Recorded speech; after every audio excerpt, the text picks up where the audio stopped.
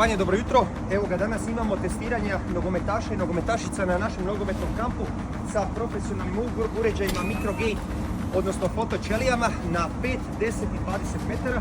Ovdje imamo jednog dječaka 2014. godište koji će evo napraviti prvi test na 5 metara.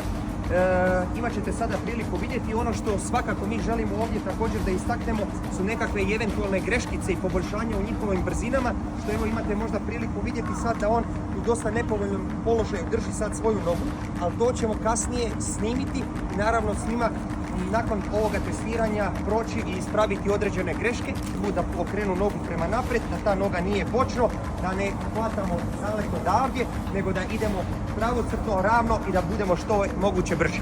Ti slobodno sam kreni, prođi tamo i trčiš do onih dvije žute one palačinke. Ok, evo imat ćete sad priliku vidjeti. Može, slobodno. Evo ga, njegov rezultat je 1.38. I sad,